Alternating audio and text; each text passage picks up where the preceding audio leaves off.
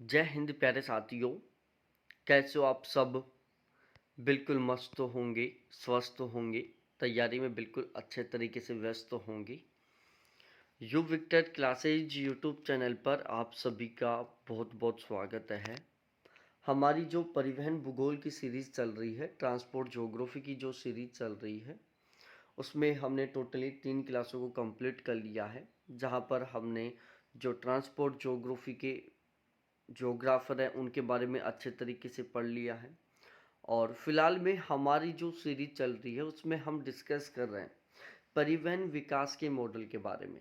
ठीक है, अलग अलग विद्वान थे जिन्होंने परिवहन विकास के मॉडलों के मॉडलों के ऊपर काम किया था। अब सबसे पहले हम शुरुआत करते हैं जेम्स ई वोनस के बारे में। देखो, जेम्स ई वोनस थे जो एक अमेरिकन ज्योग्राफर थे। पहला पॉइंट तो ये आपको अच्छे तरीके से क्लियर होना चाहिए कि जेम्स ई वोन्स एक अमेरिकन ज्योग्राफर थे। परिवहन भूगोल में इनका बहुत बड़ा योगदान था। ठीक है, अब जो जेम्स ई वोन्स है इनके द्वारा टोटली कुल मिलाकर 3 किताबें लिखी गई। पहली द सीन ऑफ मैन, दूसरी द कॉन्टेनिंग सिटी, और तीसरी किताब का नाम है the North American rail road. ठीक है, तो जो जेम्स ई वोनस महोदय हैं उनके द्वारा टोटली कुल मिलाकर ये 3 किताबें लिखी गई हैं, जिसमें इनकी पहली किताब का नाम है द सीन ऑफ मैन, दूसरी किताब का नाम है द कॉन्टेनिंग सिटी, और तीसरी किताब का नाम है the North American rail road. ठीक है, तो हमें इन तीनों की तीनों किताबों के बारे में बिल्कुल अच्छे तरीके से पता होना चाहिए, जो कि जेम्स ई वोनस के द्वारा लिखी हुई है। वोनस ने 1970 में अमेरिका के पूर्वी समुद्र तट के अध्ययन पर आधारित परिवहन विकास का एक मॉडल प्रस्तुत किया। ठीक है भाई, जो वोनस महोदय थे उन्होंने 1970 में अमेरिका के पूर्वी समुद्री तट के अध्ययन के आधार पर परिवहन के विकास का एक मॉडल प्रस्तुत किया। मतलब जेम्स ई वोनस का जो परिवहन विकास का मॉडल है वो अमेरिका के पूर्वी समुद्री तट के अध्ययन पर आधारित है। कहाँ के अध्ययन पर आधारित है? अमेरिका के पूर्वी समुद्र तट के अध्ययन पर आधारित है। व्यापार से संबंधित वेनस का यह मॉडल परिवहन नेटवर्क विकास संबंधित स्थानिक प्रतिरूप पर बहिर्वर्ती बलों के प्रभाव का अध्ययन करता है। ठीक है, अब ये जो वोनस महोदय का जो मॉडल है, वोनस मॉडल महोदय का जो मॉडल ये क्या काम करता है? परिवहन नेटवर्क विकास और संबंधित जो स्थानिक प्रतिरूप पर जो बाह्यवर्ती बलों का प्रभाव पड़ता है उसका अध्ययन करता है। ठीक है, तो जो वेनस का ये मॉडल ये क्या काम करता है? परिवहन नेटवर्क विकास और संबंधित स्थानिक प्रतिरूप पर, किसके ऊपर? परिवहन नेटवर्क विकास और उससे संबंधित जो भी स्थानिक प्रतिरूप है ना, उसके ऊपर जो बहिर्वर्ती बलों का प्रभाव पड़ता है उसका अध्ययन करता है। तो वेनस का जो मॉडल है वो परिवहन नेटवर्क विकास और उससे संबंधित जो भी स्थानिक प्रतिरूप है उनके ऊपर बहिर्वर्ती बलों का जो प्रभाव पड़ रहा है उसका अध्ययन करता है। और जेम्स ई वोनस ने विकास की टोटल 5 अवस्थाएं बताई। ठीक है, कि विकास की टोटली कुल मिलाकर कितनी अवस्थाएं हैं? 5 अवस्थाएं हैं। तो जेम्स ई वोनस एक अमेरिकन ज्योग्राफर है। परिवहन भूगोल में इनका योगदान था। इनके द्वारा टोटली कुल मिलाकर 3 किताबें the scene of man, the containing city, the North American rail road, ये टोटली कुल मिलाकर 3 इनके द्वारा किताबें लिखी गई। वोनस ने 1970 में अमेरिका के पूर्वी समुद्र तट पर अध्ययन किया। ठीक है भाई, जो वोनस महोदय इन्होंने 1970 में, अब ये सन आपको याद नहीं रखनी है, तो वोनस महोदय ने 1970 में अमेरिका का जो पूर्वी समुद्री तट था वहां पर अध्ययन किया और उस अध्ययन के आधार पर इन्होंने परिवहन विकास का एक मॉडल प्रस्तुत किया। व्यापार से संबंधित वेनस का जो ये मॉडल है ये परिवहन नेटवर्क विकास और उससे संबंधित जो भी स्थानिक प्रतिरूप है और उनके ऊपर बहिर्वर्ती बलों का जो प्रभाव पड़ता है उसका अध्ययन किया था। और इन्होंने बताया कि विकास की टोटली कुल मिलाकर कितनी अवस्थाएं होती हैं? 5 अवस्थाएं होती हैं। ठीक है, सबसे पहले हम प्रथम चरण के बारे में डिस्कस करते हैं, विदेशी व्यापार विस्तार, प्रेरित चरण। ठीक है, अब इनके अनुसार जो पहला चरण है उसको प्रेरित चरण कहते हैं, जो कि विदेशी व्यापार का विस्तार होने लगा। यूरोप में धन के संचय ने एक खोजपूर्ण प्रकृति के विदेशी विस्तार को प्रेरित किया। ठीक है। अब देखो ये जो 5 चरण है ना, इनको आप चाहो तो याद कर लो और चाहो तो छोड़ भी सकते हो। मैं तो रिकमेंड यही करूँगा कि ये जो पाँचों के पाँचों चरण हैं, इनको आप छोड़ सकते हो, ठीक है? क्योंकि इन चरणों से क्वेश्चन नहीं आएँगे। जो वेरी वेरी इंपॉर्टेंट चरण थे वो मैंने आपको ऑलरेडी बता दिया है। बाकी यदि आप बहुत डिटेल से पढ़ना चाहते हो, कॉन्सेप्ट को क्लियर करना चाहते हो और आप चाहते हो कि यार मैं सभी ही चीज़ों को पढ़ूँ, तो आप इनको पढ़ सकते हो, ठीक है। मैं इसलिए मना कर रहा हूँ क्योंकि एक तो ये वेरी वेरी इंपॉर्टेंट नहीं है, ठीक है। वेरी वेरी इंपॉर्टेंट ही नहीं, ये इंपॉर्टेंट भी नहीं है।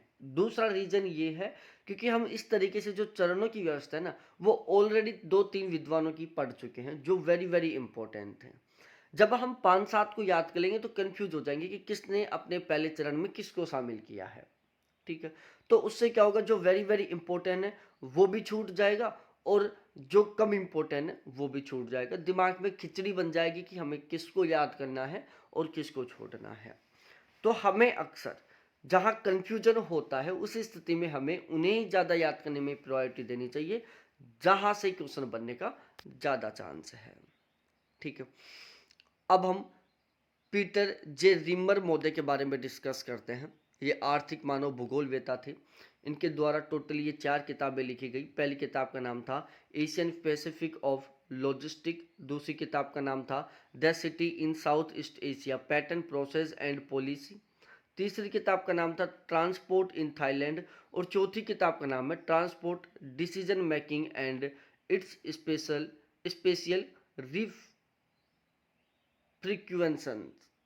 ठीक है। तो टोटली कुल मिलाकर ये 4 किताबें जो कि पीटर जे रिमर के द्वारा लिखी गई हैं। तो पीटर जे रिमर महोदय एक आर्थिक मानव भूगोलविद है जिनके द्वारा ये 4 किताबें लिखी गई हैं।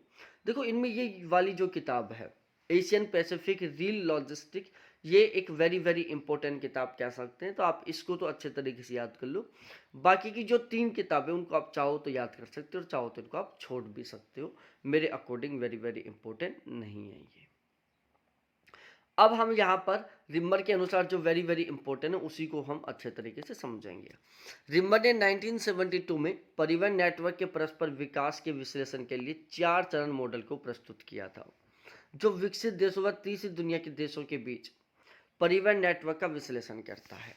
तो सबसे पहले तो आपको ये डाउट क्लियर होना चाहिए कि रिमर का जो मॉडल है, रिमर महोदय का जो मॉडल है वो विकसित देशों के बीच और तीसरी दुनिया के जो देश हैं उनके बीच परिवहन नेटवर्क का क्या करता है, विश्लेषण करता है, ठीक है। तो रिमर महोदय का जो मॉडल है वो विकसित देश और तीसरी दुनिया के जो देश हैं उनके बीच का जो परिवहन नेटवर्क है उसका क्या करता है, विश्लेषण करता है। तो मैं एक बार फिर से रिपीट कर रहा हूँ, रिमर महोदय का जो परिवहन विकास मॉडल है वो विकसित देश व तीसरी दुनिया के जो देश हैं और उनके बीच में जो परिवहन नेटवर्क है उसका विश्लेषण करता है। परिवहन प्रणाली के विकास पर उपनिवेशवाद के प्रभाव को समझाता है, ठीक है। अब ये जो परिवहन विकास मॉडल है जो कि रिमर महोदय के द्वारा दिया गया है, यह परिवहन प्रणाली के विकास पर जो उपनिवेशवाद का प्रभाव पड़ा है उसको अच्छे तरीके से समझाने का प्रयास करता है। तो आप मेरे अकॉर्डिंग यहाँ पर केवल ये ही ध्यान रख लो, वेरी वेरी इंपॉर्टेंट है कि रिमर महोदय का जो परिवहन विकास मॉडल है ये विकसित देश व तीसरी दुनिया के जो देश हैं और उनके बीच जो परिवहन का नेटवर्क है उसका विश्लेषण करता है और परिवहन प्रणाली के विकास पर उपनिवेशवाद के प्रभाव को समझाने का प्रयास करता है, ठीक है। अब हम पीटर हैगेट महोदय को अच्छे तरीके से समझते हैं ताकि पीटर हैगेट से रिलेटेड जो भी वेरी वेरी इंपॉर्टेंट वो आपका क्लियर हो जाए। अब हम यहाँ पर डिटेल से समझने वाले पीटर हैगेट महोदय का जो परिवहन विकास मॉडल है उसको। देखो पीटर हैगेट हैं जो एक ब्रिटिश भूगोलवेता हैं। क्या है? एक ब्रिटिश भूगोलवेता है। पीटर हैगेट महोदय के द्वारा किताब लिखी गई थी जिसका नाम था नेटवर्क एनालिसिस इन ज्योग्राफी, ठीक है। तो पीटर हैगेट महोदय एक ब्रिटिश भूगोलवेता हैं। इनके द्वारा नेटवर्क एनालिसिस इन ज्योग्राफी नामक किताब लिखी गई। पीटर हैगेट के अनुसार किसी क्षेत्र में परिवहन जाल की सघनता, जनसंख्या घनत्व, वस्तु व मनुष्यों का प्रवाह, लोगों का जीवन स्तर, पूंजीगत संसाधन उपलब्धता व प्रतिस्पर्धात्मक व्यवस्था पर निर्भर करता है, ठीक है। पीटर हैगेट महोदय ने बताया कि भाई किसी भी क्षेत्र का जो परिवहन जाल है ना, परिवहन जाल की जो सघनता है वो किस किस के ऊपर निर्भर करती है? ये जनसंख्या के घनत्व पर निर्भर करती है। भाई यदि जनसंख्या घनत्व ज़्यादा होगा तो ऑटोमेटिकली जो परिवहन जाल है वो ज़्यादा सघन होगा। जनसंख्या घनत्व कम होगा तो ऑटोमेटिकली जो परिवहन जाल है वो कम सघन होगा। ठीक है, वस्तु व मनुष्य के प्रभाव पर निर्भर करता है। ठीक है, यदि वस्तु व मनुष्यों का ज़्यादा प्रभाव हो रहा है तो जो परिवहन का जाल है वो ज़्यादा सघन होगा। यदि मनुष्य और वस्तुओं का प्रभाव कम हो रहा है तो परिवहन जाल कम सघन होगा। लोगों का जीवन स्तर, ठीक है, लोगों का जीवन स्तर कैसा है? भाई यदि उच्च लेवल के लोग होंगे तो वो क्या करते हैं, ज़्यादा आवागमन करते हैं तो उससे परिवहन जाल सघन होगा। यदि निम्न स्तर के लोग हैं, उनकी इकोनॉमिक कंडीशन खराब है तो वो कम आवागमन करेंगे तो उससे क्या होगा, परिवहन जाल कम सघन होगा। पूंजीगत संसाधन उपलब्धता तथा प्रतिस्पर्धात्मक व्यवस्था, ठीक है, तो ये वो फैक्टर है जिनके ऊपर परिवहन जाल निर्भर करता है या परिवहन जाल की सघनता निर्भर करती है। और ये किसने बताया? पीटर हैगेट मोदे ने बताया है। तो पीटर हैगेट मोदे के अनुसार परिवहन जाल की जो सघनता है वो जनसंख्या घनत्व, वस्तु व मनुष्य के प्रभाव, लोगों का जीवन स्तर, पूंजीगत संसाधनों की उपलब्धता और प्रतिस्पर्धात्मक व्यवस्था, इन सभी के सभी फैक्टरों के ऊपर निर्भर करती है, जो आपको बिल्कुल अच्छे तरीके से पता होना ही चाहिए। हैगेट ने 1969 में अपनी पुस्तक में एक विकसित अर्थव्यवस्था में परिवहन मार्गों के जाल को अलग प्रकार के मॉडल से स्पष्ट किया और इन्होंने इसकी 3 अवस्थाएं बताई। ठीक है, देखो आपको पहला पॉइंट तो ये अच्छे तरीके से पता होना चाहिए कि पीटर हैगेट मोदे के अनुसार परिवहन जाल की जो सघनता है वो कौन कौन से फैक्टरों के ऊपर निर्भर करती है। भाई परिवहन जाल की जो सघनता है वो कौन कौन से फैक्टरों के ऊपर निर्भर करती है, ये आपको बिल्कुल अच्छे तरीके से पता होना ही चाहिए। ठीक है, अब ये जो 3 अवस्थाएं हैं, देखो इनको चाहो तो याद कर लो, चाहो तो छोड़ भी सकते हो। ठीक है ना, चाहो तो याद कर लो, चाहो तो छोड़ भी सकते हो। लेकिन जो पीटर हैगेट मोदे वो कंपेरेटिव एक very very important transport geographer है, तो इसलिए इनको याद करना थोड़ा सा ज़्यादा महत्वपूर्ण है। तो इनके अनुसार टोटली 3 अवस्थाएं बताई गई, जिसमें सबसे पहली अवस्था है अच्छा विकसित यातायात जाल। इस परिवहन जाल में छोटे छोटे गांवों को जोड़ा जाता है और इस तरह के मार्ग व्यापारिक मार्ग होते हैं। ठीक है, पहली जो अवस्था है उसमें एक अच्छा विकसित जाल बनाया जाता है। क्या बनाया जाता है? एक अच्छा विकसित यातायात का जाल बनाया जाता है और इसमें क्या किया जाता है, जो छोटे छोटे गांव हैं, जो छोटे छोटे गांव हैं इनको आपस में जोड़ा जाता है। ठीक है, और इस तरह के मार्ग व्यापारिक मार्ग होते हैं। तो प्यारे साथियों, जो पहली अवस्था है इसमें अच्छा विकसित यातायात जाल बनाया जाता है। ठीक है, और इस परिवहन जाल में क्या होता है, छोटे छोटे गांवों को आपस में जोड़ा जाता है, छोटे छोटे गांवों को आपस में कनेक्ट किया जाता है। इस तरह के मार्ग, अब जैसे इन छोटे छोटे गांवों को आपस में जोड़ दिया गया। ठीक है, अब इस तरह के जो मार्ग, अब ये जो मार्ग है ना, ये क्या कहलाते हैं? व्यापारिक मार्ग कहलाते हैं। अब आप सोच रहे होंगे सर छोटे छोटे गांव आपस में सड़क के माध्यम से जुड़े हुए हैं या छोटे छोटे गांव हैं जो किसी बड़े केंद्र के साथ जुड़े हुए हैं, तो ये व्यापारिक मार्ग कैसे हुए? भाई ये जो छोटे छोटे गांव व्यापारिक केंद्र के साथ जुड़े हुए हैं, तो अब इनके द्वारा क्या हो रहा है, वस्तुओं का ट्रांसपोर्टेशन हो रहा है। ठीक है, जो बड़ा व्यापारिक केंद्र है वहाँ से वस्तु को छोटे इलाकों तक पहुँचाया जा रहा है, छोटे छोटे गाँवों तक पहुँचाया जा रहा है। और जो छोटे छोटे गाँव में पैदा होने वाला जो कच्चा माल है उसको इन्हीं मार्गों के द्वारा जो बड़े व्यापारिक केंद्र है वहाँ तक पहुँचाया जा रहा है। इसलिए हम कह सकते हैं, इसलिए पीटर हैगेट मोदे ने कहा कि भाई जो पहली अवस्था में ये जो छोटे छोटे गाँवों को जोड़ने वाले जो मार्ग है वो क्या काम करते हैं, व्यापारिक मार्ग के रूप में होते हैं। उसके बाद दूसरी अवस्था के बारे में डिस्कस करते हैं। अब देखो दूसरी अवस्था में क्या सीन है, पूर्व स्थापित सड़कों पर अधिक उच्च स्तरीय मार्ग जाल का विकास। इस चरण में पहले से निर्मित सड़कों का विस्तार करके उच्च स्तरीय मार्ग जाल का विकास किया जाता है। ठीक है, अब जो दूसरी अवस्था है इसमें क्या होता है प्यारे साथियों, दूसरी अवस्था में जो पहले से स्थापित सड़क हैं उन पर अधिक उच्च स्तरीय मार्ग जाल का विकास किया जाता है। ठीक है, अब देखो दूसरी अवस्था में क्या होता है कि जो मार्ग जाल पहले से बना हुआ था, जो मार्ग जाल पहली अवस्था में बना था जिसमें एक बड़े व्यापारिक केंद्र को छोटी छोटी सड़कों, छोटे छोटे गांवों के माध्यम से जोड़ा गया था, भाई जो पहली अवस्था थी उसमें क्या था कि एक बड़े व्यापारिक केंद्र को छोटे छोटे गाँवों को एक बड़े व्यापारिक केंद्र को छोटे छोटे गाँवों से सड़कों के माध्यम से जोड़ा गया था। भाई जो पहली अवस्था है इसमें क्या हुआ था कि एक जो बड़ा व्यापारिक केंद्र है, ठीक है ना, उसको सड़कों के माध्यम उसको छोटे छोटे गाँव से सड़कों के माध्यम से जोड़ा गया। मैं एक बार फिर से रिपीट कर देता हूँ। पहली अवस्था में जो एक बड़ा व्यापारिक केंद्र था उसको सड़कों के माध्यम से छोटे छोटे गाँवों से जोड़ा गया, ठीक है। उससे क्या बना, एक परिवहन जाल बना, ठीक है। ये क्या था, एक अच्छा विकसित यातायात जाल था। अब इसमें जो सड़कें थी जो बड़े व्यापारिक केंद्र को छोटे छोटे गांवों से जोड़ने का काम कर रही हैं, वो क्या है, व्यापारिक मार्ग हैं। दूसरी अवस्था में क्या हुआ कि जो पहली अवस्था में स्थापित सड़कें थी उनका बहुत ही अच्छे लेवल पर क्या किया गया, विकास किया गया। इनका उच्च स्तर पर क्या किया गया, विकास किया गया। तो इस चरण में पहले से निर्मित सड़कों का विस्तार करके उच्च स्तरीय मार्ग जाल का विकास किया गया। अब तीसरी अवस्था आती है, अंतर संबंधों में वृद्धि के साथ अधिक उच्च स्तरीय मार्ग जाल विकास हुआ। अब धीरे धीरे क्या होता गया, अंतर संबंधों में वृद्धि होती गई, मतलब धीरे धीरे जो सड़कें हैं वो उन एरियाओं तक पहुंचने लग गई जहां पर पहले सड़कें नहीं थी।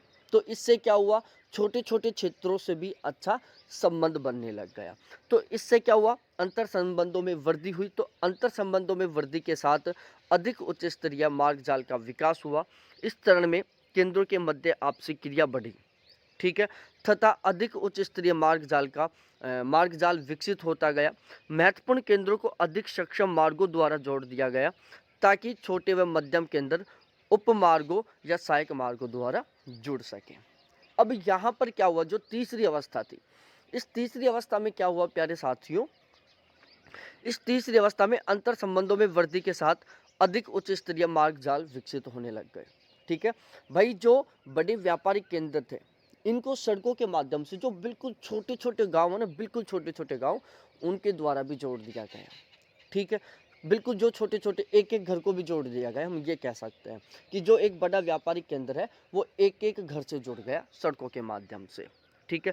अब इससे क्या हुआ, जो बड़ा केंद्र था उसकी जो छोटे बिल्कुल छोटे छोटे केंद्र थे उनसे क्या बन गई, आपसी जो क्रिया थी वो लगातार बढ़ती गई, ठीक है। भाई जहाँ पर पहले सड़क थी वहाँ पर अब सड़क पहुँच गई।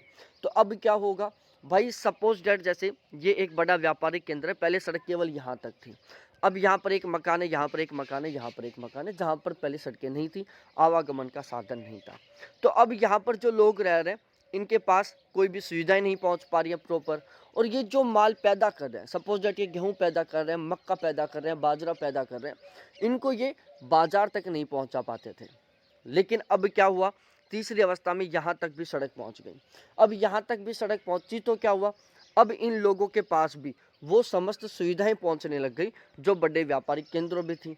साथ ही साथ ये जो भी पैदावार करते थे, सपोज दैट पशु मवेशी पालते हैं तो दूध का प्रोडक्शन होता है, उसको ये ट्रांसपोर्टेशन के माध्यम से कहाँ तक पहुँचाने लग गए, व्यापारिक केंद्रों तक पहुँचाने लग गए। ये अलग अलग तरीके की सब्जियां बो रहे हैं, फ्रूट्स बो रहे हैं, इसके अलावा कोई भी फसल बो रहे हैं और उनसे जो इनको प्रोडक्शन मिल रहा है, जो उत्पाद मिल रहा है, उसको ये क्या कर रहे हैं, मार्केट तक पहुँचा रहे हैं, ठीक है। तो इस तरीके से क्या हो गया, जो अंतर संबंध था ना, एक एक घर से बढ़ने लग गया। जहाँ पर पहले सड़कें नहीं पहुँच रही थी वहाँ पर सड़क पहुँच गई। तो अब क्या हो गया, अंतर संबंध में वृद्धि हो गई, ठीक है। तो ये आपको ध्यान रखना है तीसरी अवस्था में। तो पहली अवस्था में क्या, पहली अवस्था में अच्छा विकसित यातायात जाल विकसित हुआ, छोटे छोटे गाँवों को सड़कों के माध्यम से बड़े केंद्रों से जोड़ा गया। दूसरी अवस्था में क्या हुआ कि पहली अवस्था में जो विकसित सड़क मार्ग थे उनका उच्च स्तर पर विकास किया गया, उनको और भी ज़्यादा डेवलप किया गया। और तीसरी अवस्था में क्या हुआ कि जो एक एक घर थे जहाँ पर पहले सड़कें नहीं थी, उन एक एक घरों को भी सड़कों के माध्यम से बड़े व्यापारिक केंद्रों तक जोड़ा गया, जिससे क्या हुआ, जो अंतर संबंध की क्रिया थी वो बहुत ज़्यादा बढ़ गया। मतलब एक एक घर का किसके साथ, बड़े व्यापारिक केंद्रों के साथ संबंध हो गया। वो अपना सामान वहाँ पर बेचने लग गए और वहाँ से खरीदने लग गए, ठीक है। तो इस तरीके से इन्होंने तीन अवस्थाएं बताई हैं। इस सीक्वेंस में याद करोगे तो बिल्कुल भी दिक्कत नहीं आएगी, बाकी एक आप व्यवस्थित तरीके से याद करोगे तो आप कंफ्यूज हो जाओगे, ठीक है। इन तीनों की तीनों अवस्थाओं को आपको याद करना ही पड़ेगा। अब हम यहाँ पर ML सीनियर मोदी के अनुसार जो परिवहन विकास मॉडल है उसको समझने की कोशिश करते हैं। ठीक है, अब देखो जो ML सीनियर मोदी हैं ये एक ब्रिटिश भूगोलवेता हैं और इन्होंने परिवहन प्रणाली की वृद्धि और उसके विकास पर काम किया था कि परिवहन प्रणाली को हम किस तरीके से बढ़ा सकते हैं। ML सीनियर इनके द्वारा एक किताब लिखी गई थी जिसका नाम था ट्रांसपोर्ट ज्योग्राफी। ठीक है, तो जो विद्वान थे सीनियर और वाइट, ठीक है, ML सीनियर और वाइट ये दो विद्वान थे, इन दोनों ने मिलकर एक किताब लिखी जिसका नाम था ट्रांसपोर्ट ज्योग्राफी। ठीक है, तो जो ट्रांसपोर्ट ज्योग्राफी किताब है वो ML सीनियर और वाइट दोनों के द्वारा मिलकर लिखी हुई किताब है। वाइट व सीनियर ने 1983 में अपनी किताब ट्रांसपोर्ट ज्योग्राफी में विचार किया जो परिवहन प्रणाली के वृद्धि एवं विकास को प्रभावित करते हैं। ठीक है, तो यहाँ पर हमें एक एक पॉइंट टू पॉइंट ध्यान रखना है कि ML सीनियर एक ब्रिटिश जियोग्राफर थे। क्या थे? एक ब्रिटिश जियोग्राफर थे। परिवहन प्रणाली की वृद्धि और विकास के ऊपर इन्होंने काम किया। ट्रांसपोर्ट ज्योग्राफी नामक इनके द्वारा किताब लिखी गई जो वाइट और सीनियर दोनों ने मिलकर लिखी थी। ठीक है, अपनी इसी किताब में वाइट और सीनियर ने परिवहन प्रणाली के वृद्धि और उसके विकास को जो प्रभावित करने वाले कारक है उनको समझाने का प्रयास किया। उसके बाद हम थोड़ा आगे डिस्कस करते हैं हेनरी पैट्रिक वॉइट के बारे में। देखो इनके बारे में आप चाहो तो याद कर सकते हो और चाहो तो इनको छोड़ भी सकते हो, वेरी वेरी इंपॉर्टेंट ज्योग्राफर नहीं है ये। उसके बाद हम आर लॉन्चने के बारे में डिस्कस करें तो इनके द्वारा जो परिवहन विकास का मॉडल दिया गया था ये भी एक वेरी वेरी इंपॉर्टेंट मॉडलों में शामिल नहीं होता। आपको लगता है कि आप कंफ्यूज नहीं होंगे तो आप इसको ज़रूर याद करें, आपको लगता है कि आप कंफ्यूज हो जाएंगे तो आप इसको छोड़ सकते हैं। आर लॉन्चने एक फ्रांसीसी ज्योग्राफर थे। Networks and the location of economic activity इनके द्वारा लिखी हुई एक किताब है। परिवहन प्रणाली विकास का एक मॉडल प्रस्तुत किया जिसे हम लेचने मॉडल या लोचन मॉडल के नाम से भी जानते हैं। यह मॉडल समस्थानिक मैदानी परिवहन प्रणाली के विकास की व्याख्या करता है। ठीक है, तो आर लोचने के द्वारा जो मॉडल विकसित किया गया था, आर लोचने के अनुसार जो मॉडल विकसित किया गया था ये मॉडल समस्थानिक मैदान पर जो परिवहन प्रणाली का विकास होता है उसकी व्याख्या को समझाता है। लेचने मॉडल उच्च स्तर के सेवा केंद्र से प्रारंभ होकर छोटे स्तर के केंद्र पर जुड़ाव रखता है। तो देखो इन फैक्टों को आप चाहो तो याद कर सकते हो और चाहो तो छोड़ सकते हो। ठीक है ना, क्योंकि बहुत ज़्यादा महत्वपूर्ण नहीं है। आप यहाँ पर चाहो तो ये थोड़ा सा इम्पोर्टेंट हो सकता है, समस्थानिक मैदान। ठीक है, समस्थानिक मैदान पर परिवहन प्रणाली के विकास की व्याख्या किसने की थी? तो ये आप ध्यान रख लो, आर लोचने महोदय ने की थी। अब हम DM स्मिथ महोदय के बारे में डिस्कस करते हैं। भाई लोगों, जो DM स्मिथ महोदय थे वो एक अमेरिकन ज्योग्राफर थे। कौन थे? एक अमेरिकन ज्योग्राफर थे DM स्मिथ महोदय। अब इनके द्वारा एक किताब लिखी गई models of transport network evolution in India. ठीक है, इनके द्वारा जो किताब लिखी गई थी स्मिथ महोदय के अनुसार, तो स्मिथ महोदय ने जो किताब लिखी थी उसका नाम था models of transport network evolution in India. ये किताब आपको अच्छे तरीके से पता होनी ही चाहिए। स्मिथ ने भारत में रेलवे जाल के संदर्भ में परिवहन जाल का मॉडल विकसित किया। इन्होंने बताया कि सैद्धांतिक चरों के आधार पर इच्छित परिणाम प्राप्त नहीं किए जा सकते। ठीक है, इन्होंने बताया कि हम सैद्धांतिक चरों के आधार पर अपनी इच्छा के अनुसार रिजल्ट नहीं प्राप्त कर सकते। हम सैद्धांतिक चरों के अध्ययन के आधार पर अपनी इच्छा अनुसार जो रिजल्ट है वो हम प्राप्त नहीं कर सकते। ठीक है, और भारत में रेलवे जाल के संदर्भ में इन्होंने परिवहन जाल मॉडल को विकसित किया। उसके बाद हम जगदीश सिंह के बारे में डिस्कस करते हैं। देखो जगदीश सिंह ये भी एक भारतीय भूगोलवेता है। इनके द्वारा जो किताब लिखी गई उसका नाम है इंडिया एक कंपेसिव सिस्टमेटिक ज्योग्राफी। ठीक है, तो इंडिया एक कंपेरेसिव सिस्टमेटिक ज्योग्राफी जो किताब है ये जगदीश सिंह के द्वारा लिखी गई थी और जो कि एक भारतीय भूगोलवेता थे। इनका यह मॉडल बिहार के भोजपुरी मैदान के परिवहन जाल के संदर्भ में प्रस्तुत किया गया था। ठीक है, तो जगदीश सिंह एक इंडियन ज्योग्राफर थे। इनकी किताब का नाम है इंडिया एक कंपेरेसिव सिस्टमेटिक ज्योग्राफी और इनका ये जो मॉडल है बिहार के भोजपुरी मैदान के जो परिवहन जाल है उसके संदर्भ में प्रस्तुत किया गया था। सिंह ने ग्रामीण परिवहन के क्षेत्र व उद्देश्यों को स्पष्ट किया था। ठीक है, अब देखो ये पॉइंट आपको अच्छे तरीके से याद होने ही चाहिए।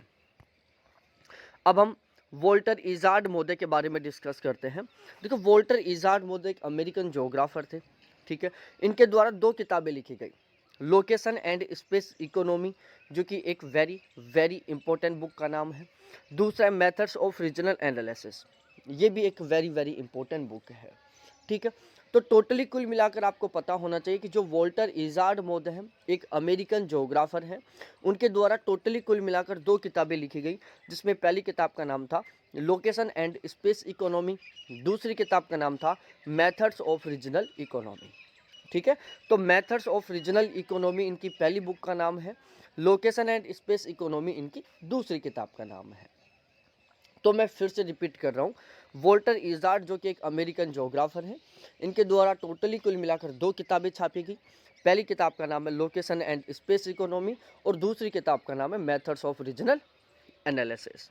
ठीक है, इजार्ड ने अपनी किताब लोकेशन एंड स्पेस इकोनॉमी में 2 शहरी केंद्रों के मध्य मधुमक्खी के छत्ते की तरह के परिवहन जाल के विकास को स्पष्ट किया और बताया कि सड़कों, रेल मार्गों, नहरों आदि के विकसित होने से आर्थिक वृद्धि व प्रादेशिक विकास में परिवर्तन आता है।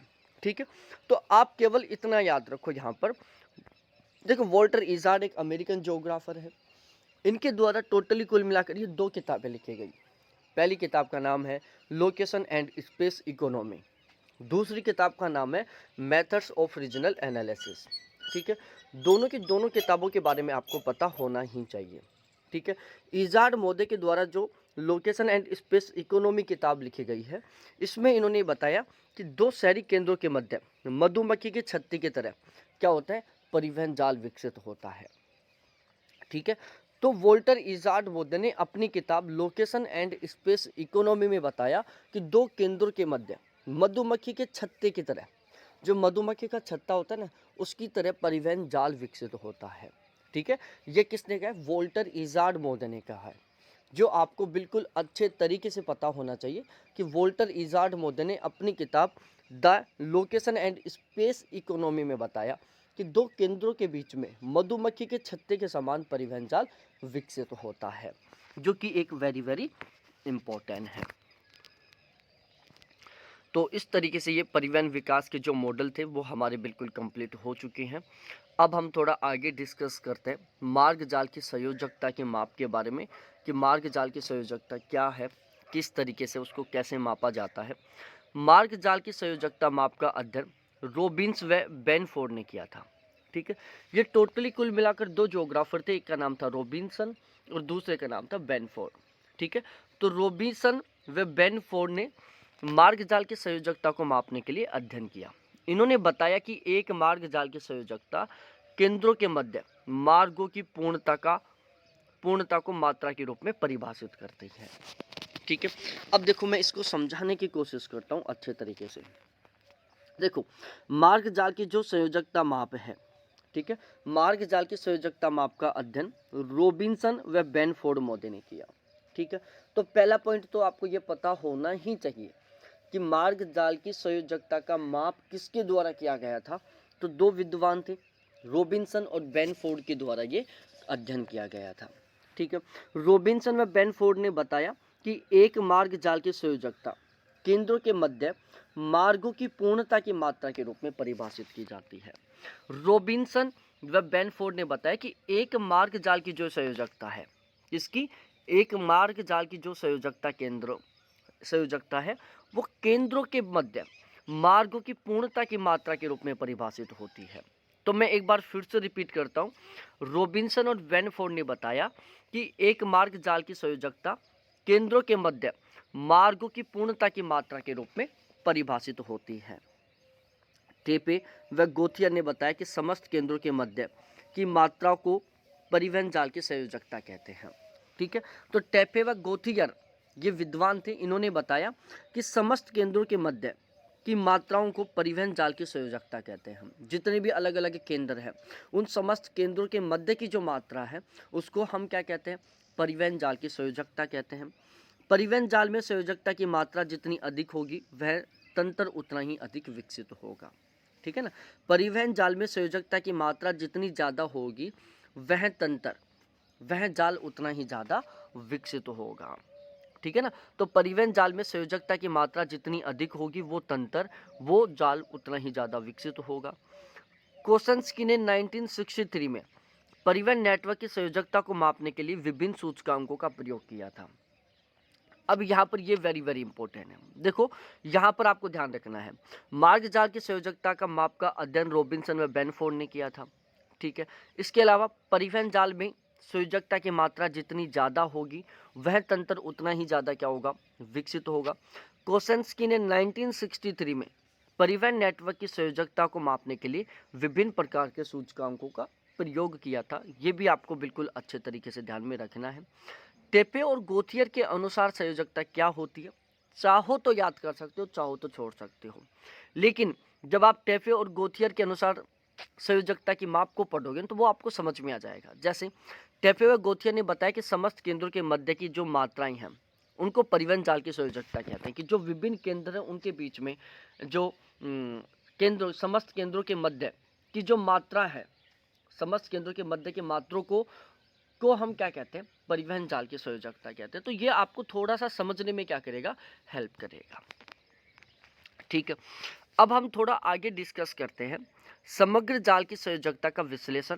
देखो यह ग्राफ सिद्धांत पर आधारित है। ठीक है, समग्र जाल की जो संयोजकता का विश्लेषण है वो किसके ऊपर आधारित है, ग्राफ सिद्धांत पर आधारित है। यह एक तरह का संयोजक सूचकांक होता है। ठीक है, इसके 3 आधारभूत तत्व हैं। पहला संयोजकता संख्या जिसको हम ई कहते हैं, दूसरा केंद्र संख्या जिसको हम वी कहते हैं, तीसरा उपग्राफ जिसको हम पी कहते हैं। ठीक है, तो देखो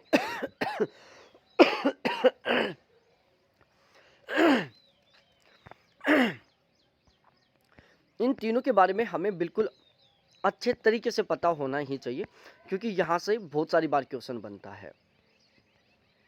ठीक है, तो इसके 3 आधारभूत तत्व होते हैं। क्या होते हैं, 3 आधारभूत तत्व होते हैं। एक होती है संयोजकता की संख्या जिसको हम स्मॉल ई के द्वारा रिप्रेजेंट करते हैं। दूसरा होता है केंद्र संख्या जिसको हम स्मॉल वी के द्वारा रिप्रेजेंट करते हैं। और तीसरा होता है उपग्राफ जिसको हम पी के द्वारा रिप्रेजेंट करते हैं। तो ये 3 क्या है, इसके महत्वपूर्ण तत्व हैं। ठीक है, अब बाकी का जो है उसको हम कल वाली क्लास में अच्छे तरीके से डिस्कस करेंगे कि बीटा सूचकांक, अल्फा सूचकांक, गामा सूचकांक, साइक्लोमेट्रिक सूचकांक, ये सभी के सभी क्या हैं, किस तरीके से हैं, इनको हम कल वाली क्लास में अच्छे तरीके से समझने का प्रयास करेंगे।